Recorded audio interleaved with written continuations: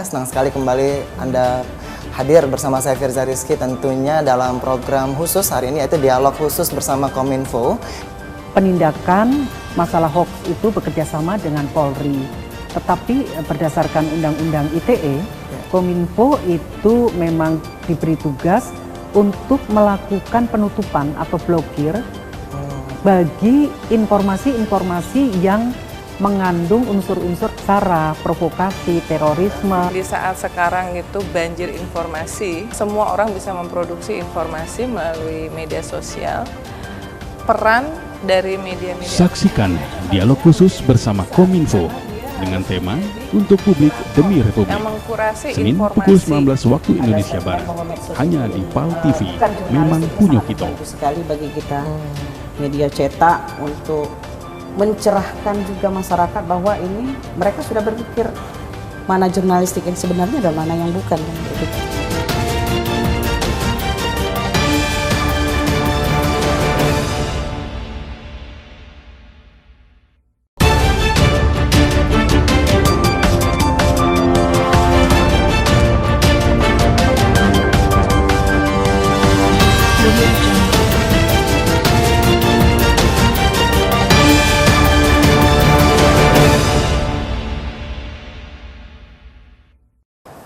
Halo pemirsa, bagaimana kabar Anda hari ini? Tentu kami mengharapkan Anda selalu dalam keadaan sehat, semangat, dan berbahagia. Senang sekali kembali Anda hadir bersama saya Firza Rizky tentunya dalam program khusus hari ini yaitu dialog khusus bersama Kominfo, di mana hari ini Kominfo akan mengadakan satu buah event yaitu Editors Forum terkait dengan temanya Untuk Publik Demi Republik, dan untuk itu kita akan membahas topik pada talk show atau dialog khusus kita pada kali ini yaitu terkait dengan temanya Untuk Publik Demi Republik. Sudah hadir dua narasumber yang sangat spesial pada hari ini, yaitu yang pertama adalah Dirjen IKP Informasi Komunikasi Publik Kominfo, Ibu Rosarita Niken Widyastuti. Apa kabar Ibu? Baik, Bung Firza. Alhamdulillah ya, selalu semangat terus nih sepertinya. Tahun lalu kita udah pernah ketemu Ibu, ya tahun ini kita ketemu lagi, hadir kembali ke Palembang ya. Ya. Dan di samping Ibu Niken, ini ada juga seorang praktisi media, beliau juga Direktur Rappler Indonesia Digital, Uni Lubis. Apa kabar Uni? Baik Firza. Yang wajahnya Senang udah ke nggak asing Palembang. lagi di beberapa media elektronik tentunya ya. Baik, ini terus memantau ya bagaimana perkembangan media saat ini tentunya Uni ya. Oh harus, ini saat-saat yang menarik. Transformasi digitalnya berlangsung. Baik, terima kasih sudah hadir ke kota kita di Palembang dan terkait dengan event kali ini yaitu Editors Forum ya. Nanti saya ke Ibu, nanti kita juga ingatkan pemirsa bahwa ada satu narasumber lagi yang nanti kita sembunyikan dulu di segmen selanjutnya. Nah, ini kalau ke Ibu Niken terlebih dahulu, saya akan memulai perbincangan dari terkait dengan event ini Ibu, Editors Forum. Kembali lagi datang ke Palembang. Tahun lalu kita bahas forum dialog mengenai masyarakat ekonomi ASEAN. Ya. Tahun ini mengenai Untuk Publik Demi Republik. Bisa Ya. dijelaskan Ibu eventnya? Ya, jadi tujuan dari Kominfo menyelenggarakan acara Editors Meeting ini yang pertama untuk mendiseminasikan informasi untuk kepentingan publik atau lebih besar lagi untuk national interest ya, untuk mengangkat perhatian publik terhadap masalah-masalah kebangsaan. Lebih ke situ titik beratnya. Ya, titik beratnya. Dan kenapa kita mengundang para pimpinan media ya, atau pimpinan redaksi? Karena pimpinan redaksi ini adalah penentu dari isi media atau konten dari media.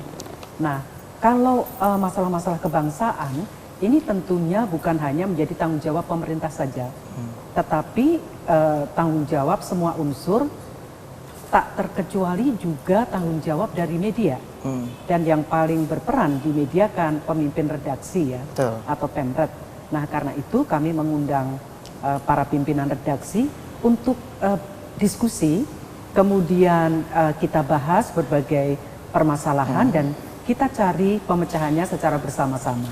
Itu Ibu ya, jadi sasarannya atau pesertanya ini audiensnya akan ada pimpinan redaksi. Ya. Baik media cetak, Ya, betul. media elektronik. Ya, ada media cetak, media elektronik seperti radio, televisi, tapi juga media online, juga pers mahasiswa ya.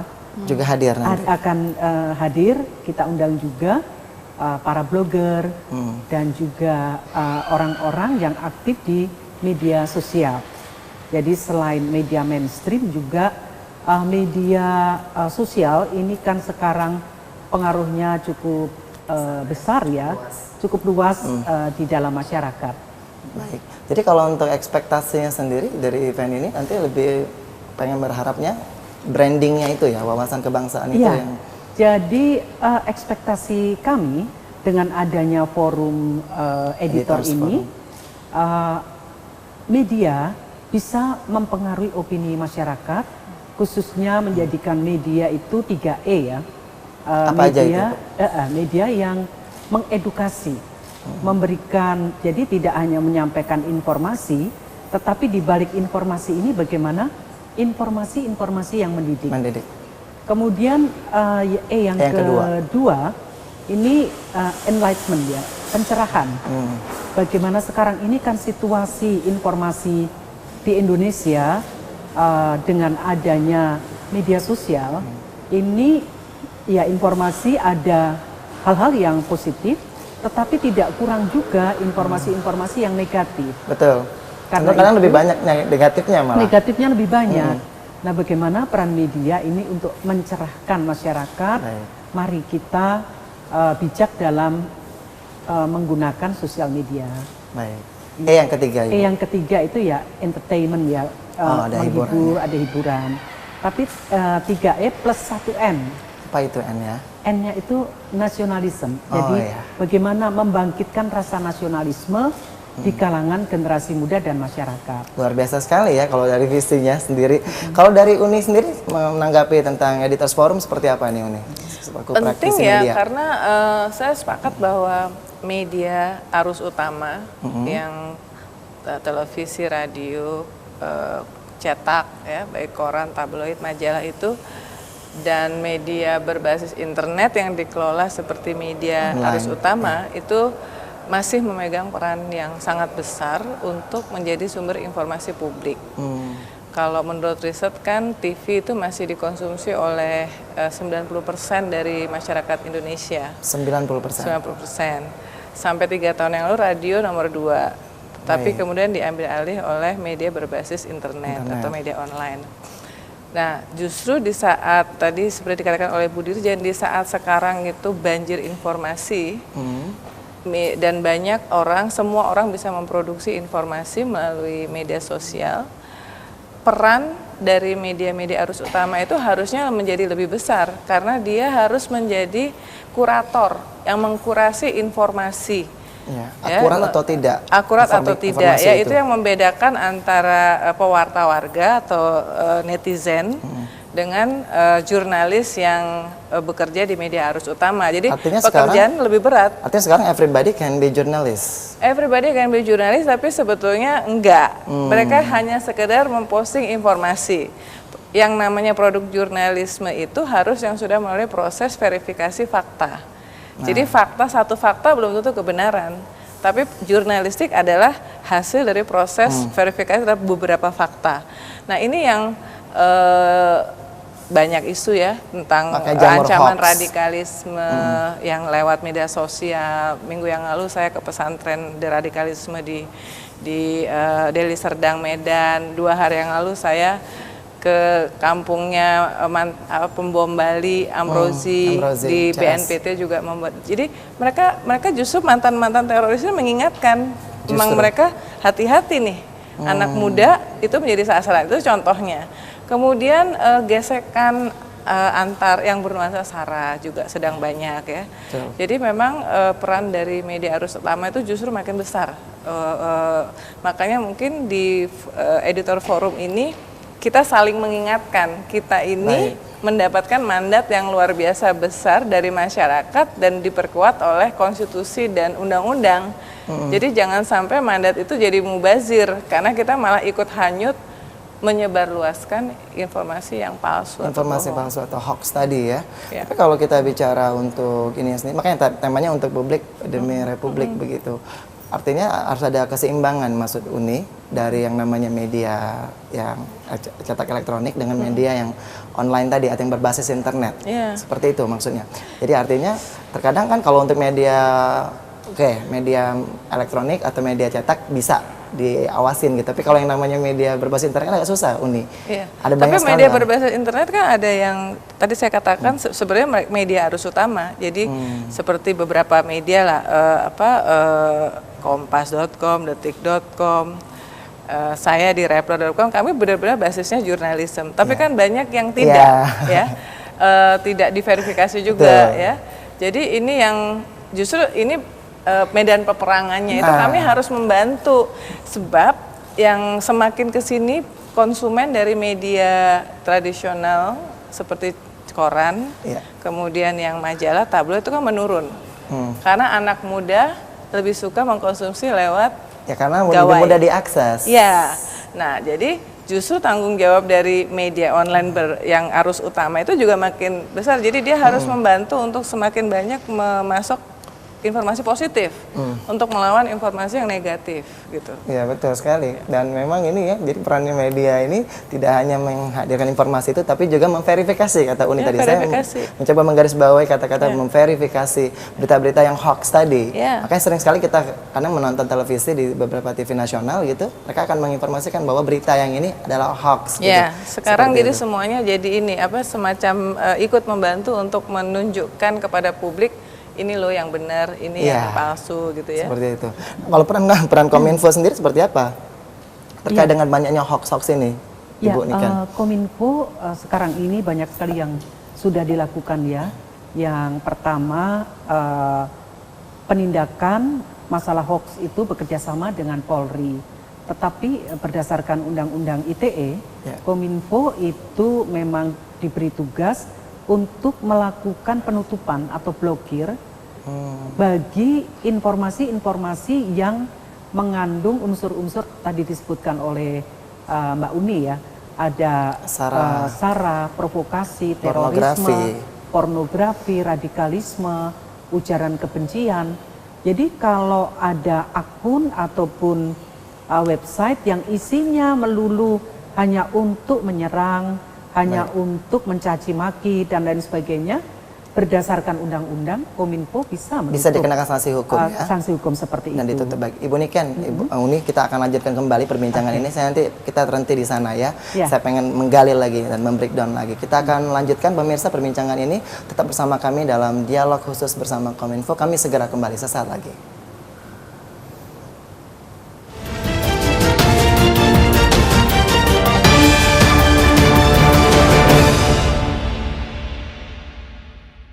Baik, Mas, terima kasih Anda masih bersama kami dalam dialog khusus bersama Kominfo terkait dengan topik kita pada hari ini, yaitu untuk publik demi Republik. Dan di segmen sebelumnya kita sudah membahas terhenti ya di mengenai ada 11 konten ya, Bu, ada 11 elemen yang dimana itu akan dikenakan sanksi jika seandainya mengandung ada 11 tadi.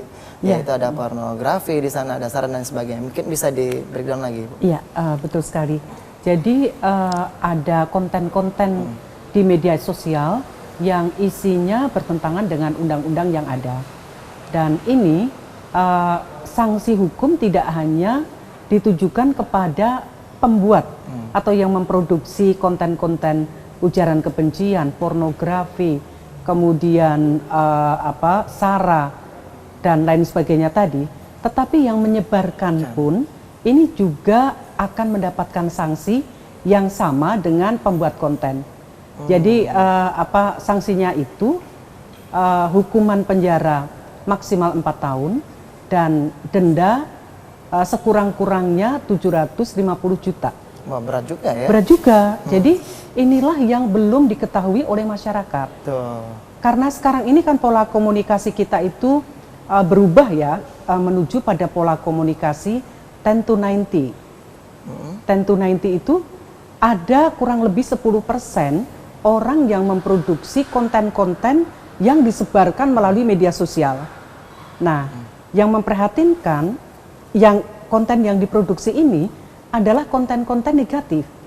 Jadi kalau 10% orang membuat konten negatif, tetapi tanpa sadar 90% lainnya itu menyebarkan dengan sukarela, tanpa harus dibayar, tanpa apa.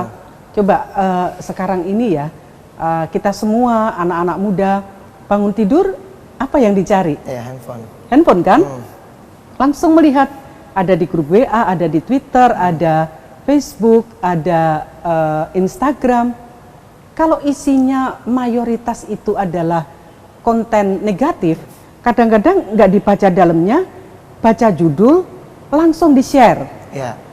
Inilah 90% orang yang ikut menduplikasi atau ikut mengekokan, menggemakan konten negatif yang sengaja dibuat. Dia hanya menyebar 10%, tapi viralnya itu menjadi 90% lainnya. Ini yang sangat bahaya, yang bisa mendegradasi persatuan dan kesatuan bangsa, menjadikan disintegrasi bangsa karena pola komunikasi seperti ini. Ini yang oleh Kominfo kemana-mana kami melakukan literasi khususnya kepada generasi muda. Baik. Kalau tadi mengatakan, saya ngambil kata-kata ini adalah verifikasi. Saya salah satu orang yang kalau misalnya contoh ada berita meninggal dunia misalnya, sebelum saya ingin menyebarkan atau men-share itu saya akan mencoba verifikasi. Itu kayak Pak Habibie itu mungkin lebih dari 10 kali tuh diviralkan meninggal itu sampai kemarin. Betul. Maksudnya cari-cari dulu tuh di media-media. Soalnya gini joknya, sekarang itu mana sumber informasi yang paling akurat dari grup sebelah. Dapatnya dari grup sebelah. Iya. Tapi kalau dari Unilubi sendiri menanggapi adanya itu sanksi terkait dengan adanya misalnya ada konten-konten seperti itu, bagaimana selaku praktisi media? Ini juga masukan untuk pemerintah ya.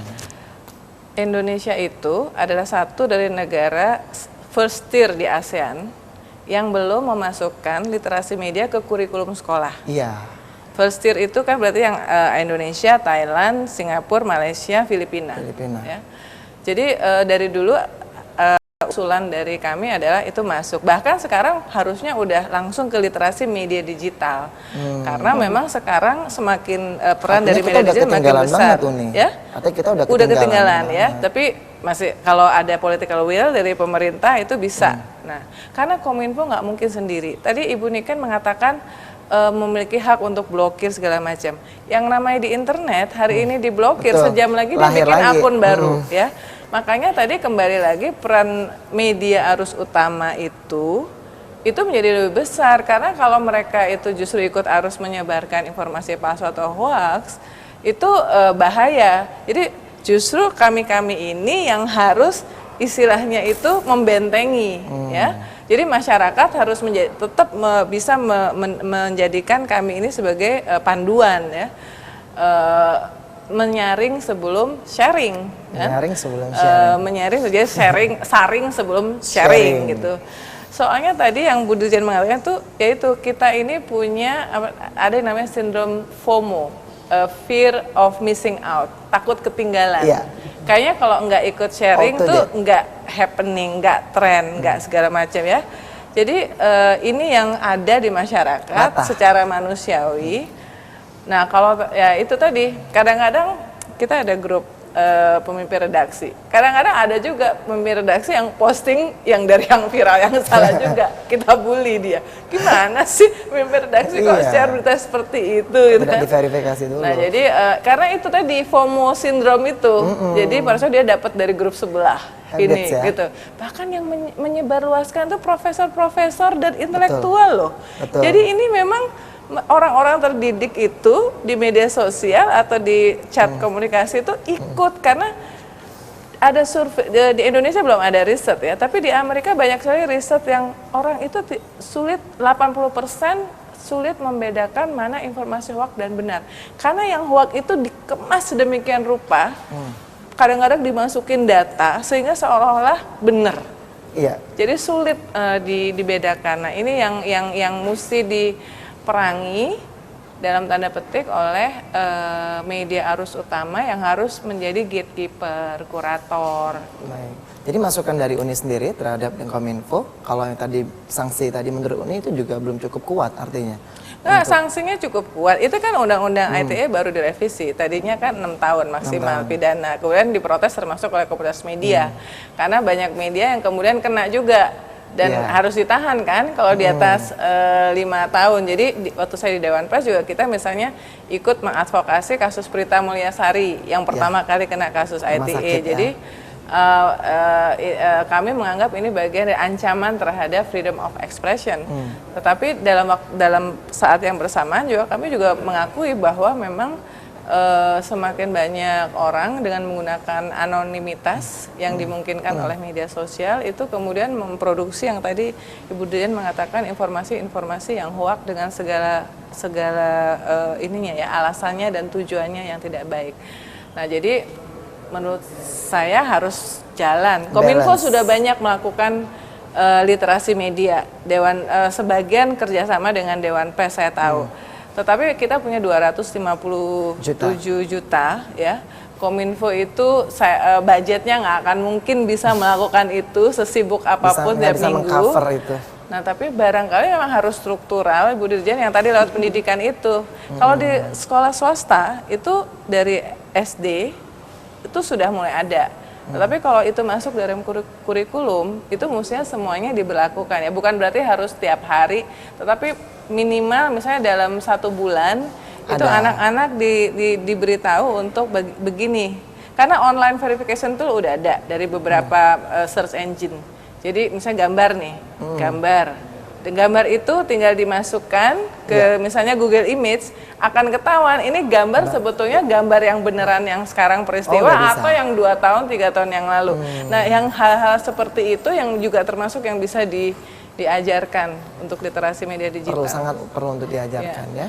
Terkait dengan freedom of expression tadi Uni yang mengatakan, jadi ada, kalau zaman sekarang kan orang selalu mengkaitkan kalau misalnya ada nggak boleh ini, nggak boleh itu, artinya kebebasannya dibungkam seperti itu. Dan cenderung, tapi kalau yang sekarang kan kita melihat bahwa kebebasan yang menjurus ke kebablasan begitu ya. Kalau dari Kominfo sendiri mengenai adanya kontroversial dari masyarakat terkait dengan adanya kebebasan itu sendiri seperti apa? Namun kita jawab nanti di segmen selanjutnya ya Ibu Niken. Intinya kita akan kembali dalam program dialog khusus bersama Kominfo. Kami kembali sesaat lagi.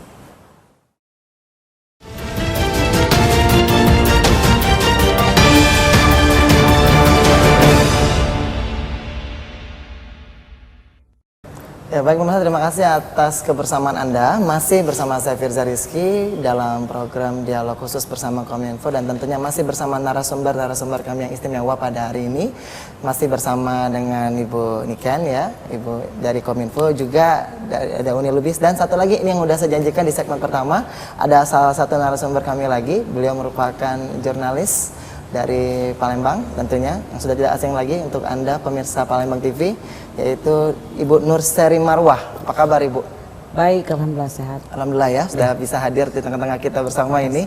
Kita sudah membahas di 2 segmen ini terkait dengan Editors Forum untuk Publik Demi Republik. Akan hadir nanti pastinya Ibu Nurseri ya. Gimana tanggapannya terhadap Kominfo sendiri ini mengadakan event ini? Saya kira event ini cukup baik ya, karena editor ini mungkin baru pertama kali ya Bu ya diadakan di Palembang ya. Yang kedua ya? Yang kedua ya. Oh ya, saya aja berarti yang ketinggalan ya. Menurut saya selaku wartawan senior ini sangat baik sekali, karena kita perlulah sharing kayak gitu, seperti apa kita di berita-berita saat ini, berita-berita hoax, terutama kita di media konvensional ya. Jika perlu nanti ditambah lagi bagaimana media konvensional berhadapan dengan media online kayak gitu, bagaimana begitu gencarnya berita di media online kayak gitu kan. Ada juga mungkin Kominfo juga kan harus lebih cermat lagi bagaimana sanksi-sanksi, terutama Mbak Uni ya, dengan berita-berita yang dengan sembarangan berseliweran di medsos dengan gampang. Orang yang punya apa namanya handphone, follower yang paling banyak di IG bisa membuat berita kayak lebih dari wartawan lah kayak gitu ya. Jadi ini hal-hal seperti ini followernya lebih banyak dari oplah koran. Iya, jadi hal-hal seperti ini sebetulnya Kominfo harus lebih respon ya. Saya bersyukur ada event ini, ada momen ini, dan ini bagi kita media cetak ya, sharing juga bagaimana terkait juga nanti perlindungan wartawan ya, mungkin ada di sini juga. Mungkin Kominfo harus juga bagaimana komunikasi dengan pihak pemerintahan nanti seperti apa, sehingga kan kalau di kita media lokal ini kadang masih tersendat juga komunikasinya. Karena ini harus dibuka seluas-luasnya, jangan hanya misalnya kita lihat sendiri media online itu sekali posting ya udah dibiarin seperti itu saja, sementara kita media cetak yang punya banyak waktu untuk konfirmasi dan juga tidak ditanggapin. Ini yang harus sebetulnya untuk media-media lokal seperti kita yang harus diberi akses seluas-luasnya untuk Kominfo. Tanggapan Ibu Niken terhadap masukan dari... Iya, saya kira masukan yang sangat bagus ya. Editors Forum ini selain upaya diseminasi, tetapi kami juga senang sekali mendapatkan masukan-masukan dari para pemimpin redaksi, kemudian juga dari Mbak Uni tadi kan menyampaikan ya bahwa literasi media, khususnya media digital itu masuk ke dalam kurikulum sekolah. Ini sangat serius sekali, masukan yang sangat bagus. Nanti akan kami follow up, Mbak Uni, akan kami sampaikan kepada Pak Menteri supaya bisa bersinergi dengan Menteri Pendidikan dan Kebudayaan. Kemudian juga masukan dari Ibu Nur tadi juga sangat bagus ya. Sinergi antara pemerintah dengan media, khususnya para pemret, di dalam menghadapi permasalahan-permasalahan informasi dan komunikasi. Jadi tadi sudah dibahas bahwa perlu literasi kepada masyarakat, tidak hanya masyarakat yang memproduksi konten-konten negatif yang akan kena sanksi hukum berdasarkan Undang-Undang ITE, tetapi siapapun yang ikut menyebarkan konten negatif itu juga akan terkena Undang-Undang ITE. Ini yang masyarakat belum tahu. Jadi digital itu selalu meninggalkan jejak. Jadi siapa yang membuat, alirannya itu kemana, itu mudah ditelusur. Karena itu banyak sekali sekarang ini pembuat konten negatif itu sudah bisa diketahui di mana tempat tinggalnya, kemudian sudah ada beberapa yang diproses oleh kepolisian karena itu selalu meninggalkan jejak dan gampang ditelusuri. Ini yang masyarakat tidak tahu. Nah, juga kami ingin menyampaikan bahwa di Kominfo sendiri kami ada aduan konten .mail.go.kominfo.id, websitenya Kominfo, di mana masyarakat bisa mengirimkan konten negatif. Kalau mereka menerima konten negatif, kirimkan ke aduan konten, nanti kami akan klarifikasi. Kemudian ada fact checking itu untuk ngecek apakah info tadi benar atau tidak, itu akan kita muat di JPP, Jaringan Pemberitaan Pemerintah, yang ini baru saja kami buat. Jadi untuk klarifikasi berita-berita hoax yang masuk ke aduan konten. Tapi kalau misalnya aduan konten tentang artis gitu, kita nggak tanggapin, ya karena kita kan bukan ranah kita. Jadi balik-baliknya lebih ke itu tadi ya, mengenai kebangsaan tadi masalah ya. Kebangsaan, masalah masyarakat secara umum. Dulu ada kasus yang rame, yang viral, yang info tenaga kerja asing dari Cina 10 juta. Itu kan luar biasa tuh, viral sekali. Dan di dalam itu salah satu kasus di mana media arus utama, termasuk yang berbasis online, ikut menyebarluaskan itu, bahwa benar. Nah itu kan di twist, sebetulnya 10 juta itu kan angka wisatawan, rencana wisatawan, tapi di twist dikit. Bahkan ada TV yang bikin running text seperti itu.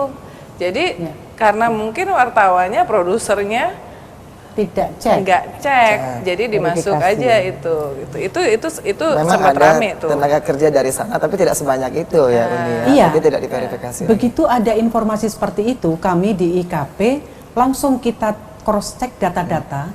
Jadi kita langsung bertemu dengan Dirjen Imigrasi, kemudian dengan Menteri Tenaga Kerja, kemudian juga dengan kepolisian dan lain sebagainya. Kita duduk bersama, langsung kita cek data. Ternyata tenaga kerja Cina itu di Indonesia hanya 21.300. Nah, kalau 10 juta kan waktu itu dalam sebulan diserbu 10 juta. Kalau pesawat terbang itu kan paling besar 200 atau 250. Boeing. Kalau 10 juta itu dalam sebulan berapa pesawat? 5.000 pesawat pulang balik banyak ya. Pulang balik Indonesia Cina. Apa ya masuk akal gitu. Itu jadi kita mengajak masyarakat itu ketika ada informasi dicerna secara logika gitu ya. Dalam sebulan 10 juta, berarti butuh 5.000 pesawat pulang balik Kita, dari Cina ke Indonesia. Tapi kan yang jadi masalah begini Bu Niken, masyarakat kita kan mohon maaf saya tidak bukan menjustifikasi ya bahwa semua masyarakat kita nggak cerdas gitu, tapi kan banyak kan masyarakat kita kayak KTI Uni tadi, bahkan sekelas Pimret aja kadang-kadang nggak verifikasi lagi gitu. Nah profesor malah gitu kan. Nah ini agak sulit sehingga untuk penyebar luasan hoax ini di tengah-tengah masyarakat itu, Ibu. Makanya Betul? media arus utama harus. Media arus Tapi utama kan harus gini, dibantu. kalau kita kan jelas untuk sekarang kan perbaikan konten terus ya. Jadi ini yang saya lihat memang ada kecenderungan wartawan ini kan tercemar oleh online ya sebetulnya. Jadi apa yang dia kirim di online itu rata-rata yang dia kirim ke meja redaksi. Dan ini Dijadiin sebetulnya kiblat malah. ini sebetulnya tugas kita juga kan, tugas kita selaku media konvensional untuk verifikasi seperti itu. Dan saya lihat pengembangannya seperti itu memang. Baik. Fakta yang beredar ini wartawan ini sudah cenderung malas Mbak Umi. Memang, Jadi ini memang harus pertanyaan. diakui kita bagian dari wartawan dan dengan teknologi justru makin malas. Padahal harusnya dengan teknologi hanya butuh waktu 5 menit untuk cek di mesin pencari apakah ini benar atau enggak. Dan kadang-kadang berita yang sebetulnya 2 tahun yang lalu di-share seolah kejadian hari ini. Dia nggak baru lihat itu kemarin, tanggalnya, ternyata itu Iya. 2014 ya kan. Tiba-tiba Nah, di-share aja. makin dulu kan kita zaman masih muda, kita mesti cek ke perpustakaan untuk cek. Sekarang sudah ada beberapa mesin pencari kok. Malah lebih sulit gitu. harusnya lebih Kesannya mudah. Seperti harusnya itu. lebih mudah. Mungkin tidak hanya Dewan Pers mungkin Bu, Kominfo juga harus proaktif kayak gitu ya Mbak ya, untuk lebih banyak pelatihan juga. Jangan hanya misalnya berapa kali adakan juga tentang konten ya Mbak Uni ya, datangkan misalnya praktisi-praktisi, ini penting juga buat kita media kan. Iya. Nggak mungkin kalau seminar semacam ini mungkin triwulan atau setahun sekali ya mungkin ya nanti digelar. Nah sama Dewan Pers juga ada juga Mbak Uni ya. Dewan Pers itu rutin. Dewan Pers dananya juga lewat Kominfo. Ya, diselenggarakannya. Nah ini maksudnya hal-hal seperti ini perlu ditingkatkan terus. Berarti tambah dana Dewan Persnya dong berarti. Iya. Iya, jadi memang betul sekali masukan yang sangat bagus. Tahun kemarin, tahun 2016, kita bekerja sama dengan 70 perguruan tinggi di seluruh Indonesia. Jadi kita adakan rutin dengan mengundang para mahasiswa. Jadi di situ kita mengajak mahasiswa, kalau misalnya memblokir konten tahun kemarin 800.000 konten yang diblokir oleh Kominfo yang 800.000. Iya. Banyak, luar biasa. Tetapi seperti dikatakan Mbak Uni, 800.000 ditutup bukan berarti itu habis, Jutaan ada lagi tetapi akun baru. akan muncul dengan nama lain. Iya. Nah, sekarang ini strategi kami tentunya kalau menutup itu kan seperti orang sakit memberi obat. Tapi bagaimana sekarang ini Kominfo kami harapkan bersama para Pimret kita membuat orang itu sehat, mencegah supaya jangan sakit, membuat kita menjadi sehat Baik. dengan memproduksi konten-konten yang positif. Baik, makanya diadakanlah Editas Forum ini Ya, ya, itu. Bu ya. Baik, di segmen selanjutnya saya akan bertanya masing-masing kepada narasumber kami terkait dengan harapan dari Editas Forum ini adalah adanya penguatan wawasan kebangsaan. Nanti saya minta pendapatnya masing-masing ya. Kami akan lanjutkan perbincangan ini usai jeda sesaat lagi.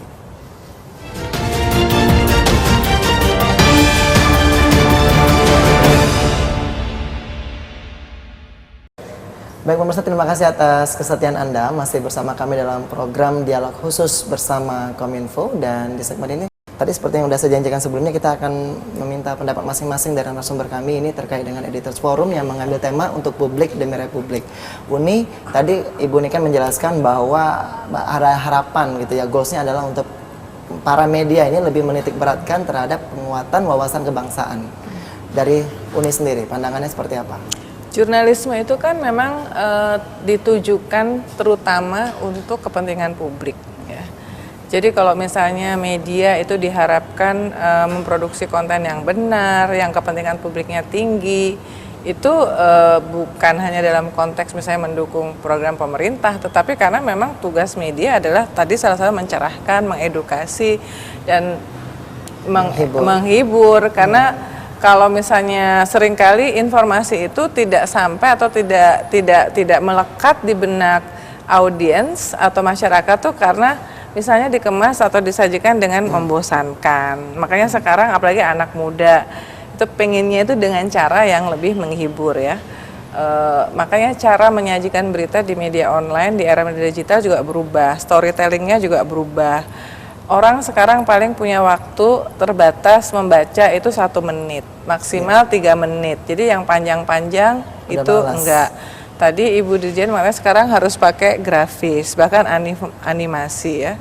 Nah itu semua adalah bagian dari upaya yang harus dilakukan oleh media, inovasi yang terus-menerus harus dilakukan untuk memenuhi mandat kepentingan publik itu tadi ya. Kalau pakai istilah wawasan kebangsaan, seringkali orang gampang, aduh berat amat gitu ya. Tapi sebenarnya enggak juga, karena kalau di breakdown ya, seperti tadi info SARA, memecah belah, itu akan membuat gesekan.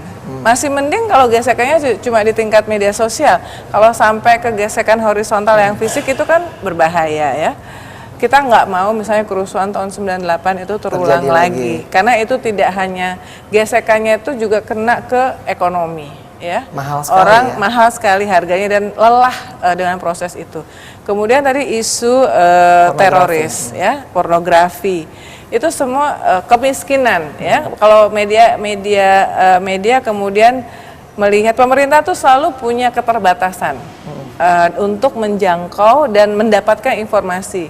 Nah, dengan salurannya meskipun sampai ke desa, media bisa membantu untuk menunjukkan kepada pemerintah ini masih ada yang belum ditangani. Itu misalnya untuk kemiskinan, pembangunan yang belum diakses ya. Jadi itu yang bukan berarti kemudian mendukung, tapi memang tugasnya Bisa menjadi supaya reminder juga ya. ini namanya promoting the voiceless. Salah satu tugas kunci dari jurnalisme adalah mempromosikan, memberdayakan mereka yang tidak berdaya. The voiceless itu orang miskin, orang yang terdiskriminasi, yang luput dari perhatian pemerintah. Karena di semua negara itu pemerintah selalu punya keterbatasan untuk bisa melihat monitor itu semua. Dan itulah fungsinya media di sana. Ya, promoting the voiceless untuk jadi semuanya untuk kepentingan publik seperti tema dari Editors Forum ini. Baik. Kalau dari Ibu Nurseri seperti apa? Kalau saya selaku jurnalis, kembalikan saja fungsinya.